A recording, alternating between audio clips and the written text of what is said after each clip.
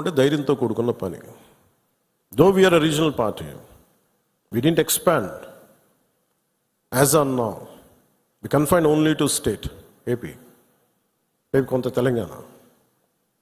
కానీ మన ఆలోచన విధానం జాతీయవాదం. ఇది మీరు బలంగా ఉండగలిగితేనే రేపొద్దున యుద్ధ పరిస్థితులు రావచ్చు, రాకపోవచ్చు నాకు తెలియదు యాజ్ ఆన్ టుడే. బట్ కొన్ని 7 అంశాల మీద నిర్ణయాలు తీసుకున్నారు. ముందు వాటర్ ఆపారు. అంటే కొంతమంది మాట్లాడుతారు, కొంతమంది లీడర్స్ ఎంత లౌకికవాదం, ఎంత సెక్యులరిజం అంటే అందరికీ, ఎంత సెక్యులరిజం అయిపోయిందంటే అందరికీ. నేను అనేది మన కంట్రీ స్లోగనే సత్యమేవ జయతే. Unlike America, in God we trust అంట. 3 కోట్ల దేవతలు ఉన్న దేశాలలో మన సత్యాన్ని నమ్ముతాం, కానీ మన అమెరికాలాగా ఇన్ గాడ్ వి ట్రస్ట్ ఒక దేవుడిని పెట్టలేదు మన దేశంలో. We are beyond religion, we are beyond God. Truth is eternal. సత్యం అంటే ఏంటి? ఒక తప్పుని తప్పుగా చెప్పడం, ఒప్పుని ఒప్పుగా చెప్పడం. If I make a mistake, I admitted it's a mistake. Constant కరెక్షన్లో ఉండాలి. ఎటర్నల్ ట్రూత్ అది. అలా కాకుండా ఇంత 26 మంది చనిపోతే మత ప్రాతిపాదికని చంపినా కానీ మన సెక్యులర్ వాదులు, సో కాల్డ్ సూడో సెక్యులరిస్ట్, వాళ్ళు ఏం మాట్లాడుతున్నారు? మతవాడికి చంపలేదంటారు. చనిపోయిన మధుసూదన్ గారి భార్య, అందరూ వాళ్ళ అబద్ధాలు చెప్తారు. వాళ్ళు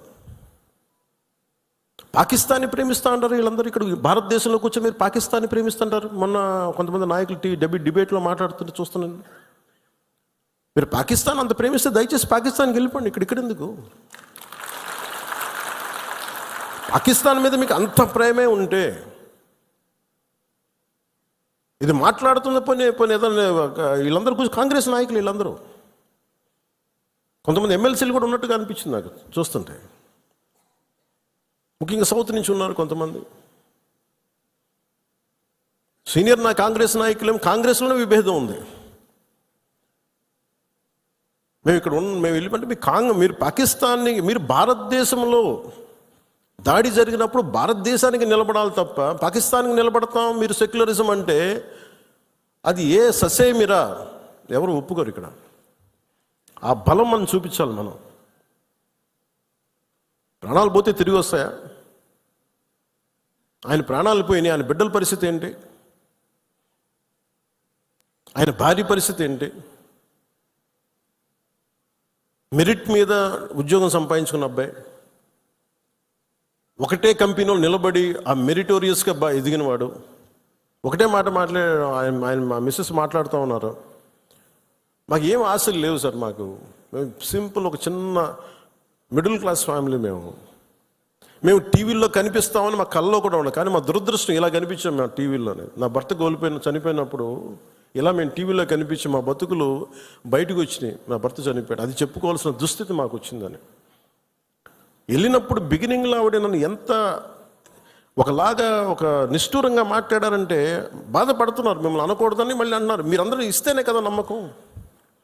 ఇది మోదీ గారి ప్రభుత్వం, ఎన్డీఏ ప్రభుత్వాన్ని కదా మేము భరోసాతో కదా మేము వెళ్ళింది. మేము కాశ్మీరు ఇన్ని కోట్ల మంది వెళ్ళారని మీరు అందరూ చెప్తేనే కదా మేము వెళ్ళాం కాశ్మీరు. మమ్మల్ని ఇలా పెట్టేశారు ఏంటనేది ఆవిడ మాట్లాడుతుంటే నాలో మొత్తం భారతదేశ ప్రభుత్వాన్ని చూశారు ఆవిడ. నన్ను ఆ తిట్లు నేను తీసుకున్నాను. ఆవిడ సారీ చెప్తున్నారు కానీ నాకు అర్థం లేదమ్మా, మీరు ఎంత తిట్టాలో తిట్టను, ఏం పర్లేదన్నాను. మీ కోపం ఎవడో ఒకరి మీద చూపించాలి. మీరు కోపం మా మీద చూపించను, పర్లేదన్నా.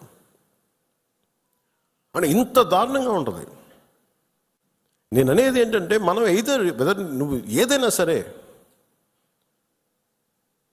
మత ప్రాతిపాదికన చంపటం ఇది మటుకు అస్సలు ఏమాత్రం సహించలేదు.